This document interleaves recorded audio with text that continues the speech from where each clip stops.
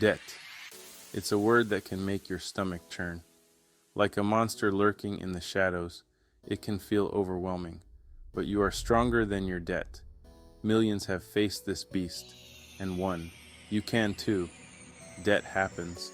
Maybe it's student loans, credit card bills, or medical expenses.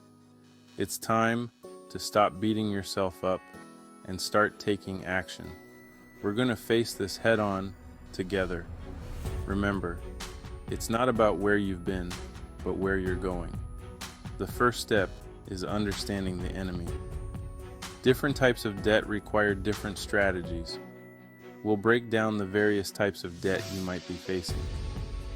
Once you understand what you're up against, we can start crafting your plan of attack. Don't worry, I'm not going to leave you hanging. I'll walk you through proven debt-crushing methods and budgeting tips. So, take a deep breath, roll up your sleeves, and let's get started. Not all debts are created equal. Understanding the type of debt you have is crucial for building a winning strategy. Let's break it down. First, we have consumer debt. This includes credit cards, personal loans, and store financing.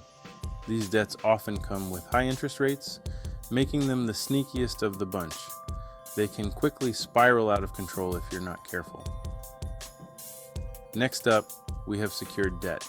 This category includes mortgages and auto loans. The good news is that these usually come with lower interest rates because they're backed by an asset, your house or car. However, it's still important to manage them carefully to avoid losing your precious belongings. Finally, there's student loan debt. This beast has trapped millions. While interest rates can vary, student loans can feel like a huge weight on your shoulders. The good news is there are specific strategies for tackling them, which we'll dive into later.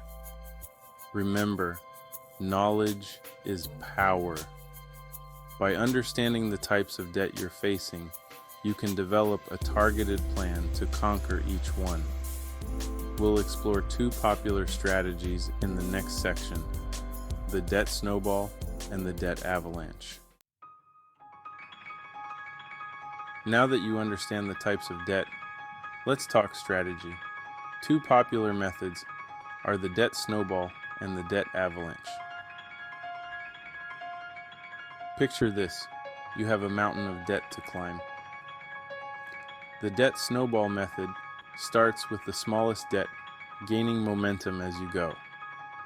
Pay off your smallest debt first, while making minimum payments on everything else.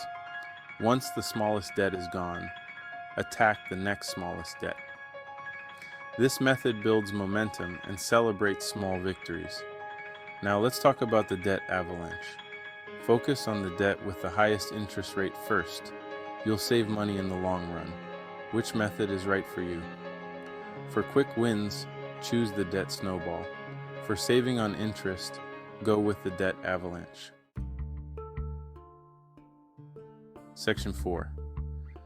Balancing act. Conquering debt while saving.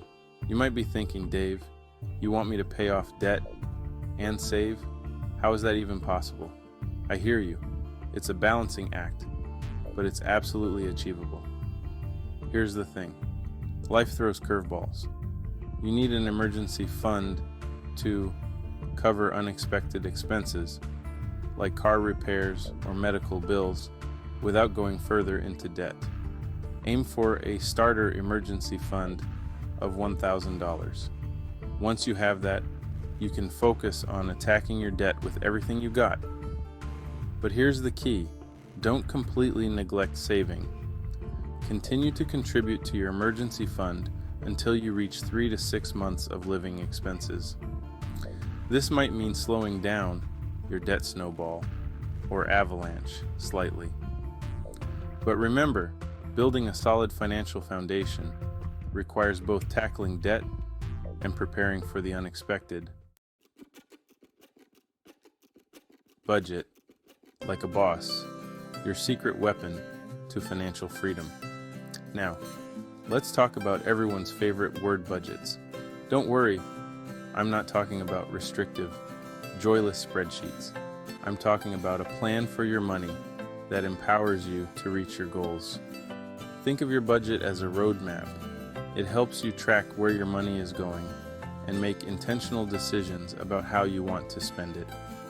The key is to find a budgeting method that works for you.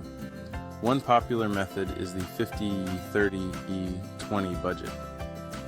This approach allocates 50% of your income to needs, 30% to wants, and 20% to savings and debt repayment. Another option is the zero-based budget, where you assign every dollar a job. No matter which method you choose, the most important thing is to be consistent. Track your spending, review your budget regularly, and adjust as needed. Life happens, and your budget should be flexible enough to accommodate changes. Automation Nation, putting your savings on autopilot. Remember those small victories we talked about? Automating your savings is a great way to achieve them. Without even thinking about it, it's like magic, but with money. Set up automatic transfers from your checking account to your savings account each month. You can even automate your debt payments. This takes the temptation to spend the money elsewhere out of the equation. Think of it this way, you're paying yourself first. By automating your savings, you're prioritizing your financial future. Even small amounts, like $25 or $50 per week, can add up over time thanks to the power of compound interest.